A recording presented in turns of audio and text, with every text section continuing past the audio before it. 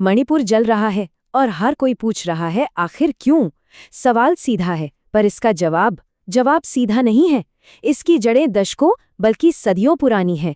तो चलिए आज इसी कहानी की परतों को एक एक करके खोलते हैं और समझने की कोशिश करते हैं कि ये आग आखिर लगी कैसे। अच्छा, इस पूरे मसले को समझने के लिए ना सबसे पहले मणिपुर का नक्शा दिमाग में लाना होगा। चलिए एक आसान सी मिसाल लेते हैं। सोचिए एक बहुत बड़ा स्टेडियम। तो जो खेलने का मैदान है ना, वो है सिर्फ 10% हिस्सा। ये है घाटी। और जो चारों तरफ दर्शकों के बैठने की जगह है, वो है 90% हिस्सा, यानी पहाड़। अब ये जो जमीन का बंटवारा है, बस यहीं से सारी कहानी शुरू होती है। यही इस संघर्ष की सबसे बड़ी जड़ है। तो आज हम इस पूरी कहानी को ना बिल्कुल शुरू से समझेंगे। सबसे पहले देखेंगे कि वहाँ की जमीन और पहचान का क्या खेल है। फिर इतिहास में चलेंगे, देखेंगे कि ये बंटवारे के बीज कब बोए गए। बात करेंगे भारत में विलय के विवाद की, फिर हथियारबंद आंदोलनों की, शांति की कोशिशों की और आखिर में आज के उन सवालों की जिनका जवाब किसी के पास नहीं है। तो आइए सबसे पहले पहली कड़ी से शुरू करते हैं, मतलब कि वहाँ का भूगोल और वहाँ रहने वाले लोग, कौन कहाँ रहता है और इससे आखिर इतना फर्क क्यों पड़ता है। तो वो जो 10% की घाटी है ना, वहाँ मुख्य रूप से मैतेई समुदाय रहता है और बाकी का जो 90% पहाड़ी इलाका है, वहाँ बसे हैं कुकी और नागा जनजाति के लोग।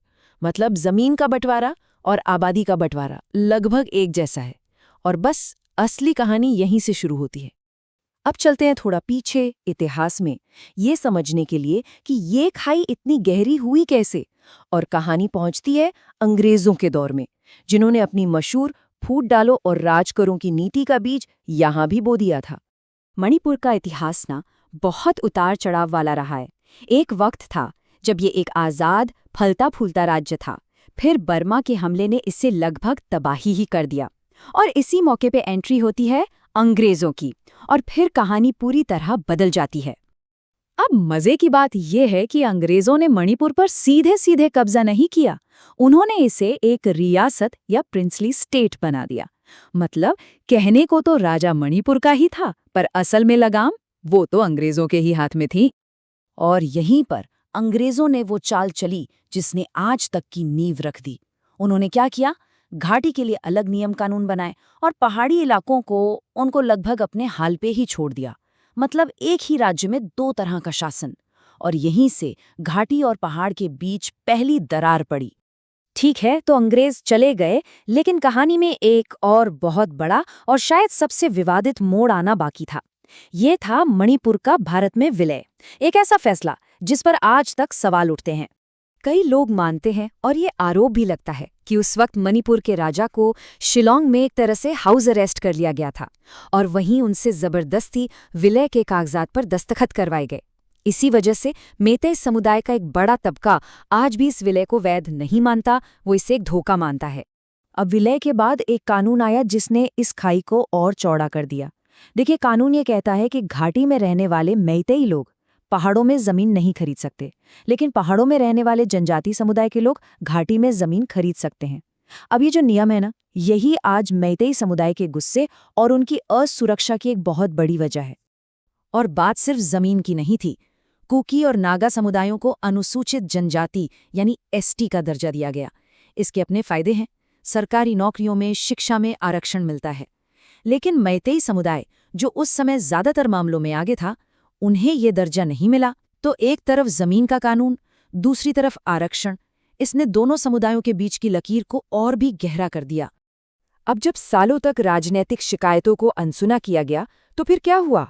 लोगों ने हथियार उठा लिए। जमीन, पहचान और अपने हक की इस लड़ाई ने कई हथियारबंद आंदोलनों को जन्म दिया। और मामला तब और उलझ गया जब इन समूहों की अपनी अपनी मांगें आपस में ही टकराने लगीं। इसे ऐसे समझिए, ये कोई एक लड़ाई नहीं थी। मेइतेई विद्रोही गुट भारत से ही अलग होना चाहते थे। नागा समूह एक ग्रेटर नागालैंड का सपना देख रहे थे, जिसमें मणिपुर का भी एक बड़ा हिस्सा शामिल हो। और इन दोनों के बीच कुकी समूह अपने लिए भारत के अंदर ही एक अलग कुकीलैंड राज्य की मांग कर रहे थे। और यहीं पर पेंच फंसता है। जिस जमीन पर नागा अपना ग्रेटर नागालैंड बनाना चाहते हैं, उसी जमीन के कई हिस्सों पर कुकी अपना कुकीलैंड चाहते हैं। नतीजा, नतीजा ये हुआ कि लड़ाई सिर्फ घाटी और पहाड़ के बीच नहीं रही, बल्कि पहाड़ों में बसे दो बड़े जनजाति समूहों के बीच भी खूनी संघर्ष हुए। तो सवाल उठता है कि इतने सारे गुट, इतनी सारी मांगे, इस उलझे हुए जाल को सुलझाने के लिए सरकारों ने आखिर किया क्या? एक बड़ा कदम था सस्पेंशन ऑफ ऑपरेशन, यानी SOO समझौता। ये एक तरह का संघर्ष विराम है। इसमें विद्रोही गुट कहते हैं कि ठीक है, हम हमले बंद कर देंगे, और सरकार कहती है कि ठीक है, हम आपसे बातचीत करेंगे। इन गुटों के लड़ाकों को खास कैंपों में रखा जाता है और उनके हथियार जमा करवा लिए जाते हैं। ये समझौता खास तौर पर कुकी गुटों के साथ हुआ। लेकिन ये एक परमानेंट हल नहीं था। ये समझौता 2008 में कांग्रेस सरकार के समय शुरू हुआ था, और तब से लेकर आज तक बीजेपी सरकार समेत हर सरकार इसे साल दर साल बस आगे बढ़ाती रही है। मतलब कोई पक्का राजनीतिक हल आज तक नहीं निकला। इसने आग को बुझाया नहीं, बस कुछ वक्त के लिए उस पर राख डाल दी। और अब आते हैं बिल्कुल आज के दौर में, जहां इतिहास के साथ साथ आबादी और पहचान का डर इस सुलगती हुई आग में घी का काम कर रहा है। अब सरकारी आंकड़े ही एक दिलचस्प बात बताते हैं।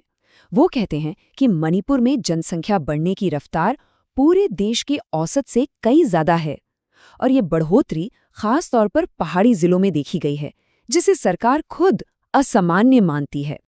और इन्हीं आंकड़ों से मैतेई समुदाय का डर और बढ़ जाता है। उन्हें लगता है कि वो अपनी ही जमीन पर अल्पसंख्यक बनकर रह जाएंगे।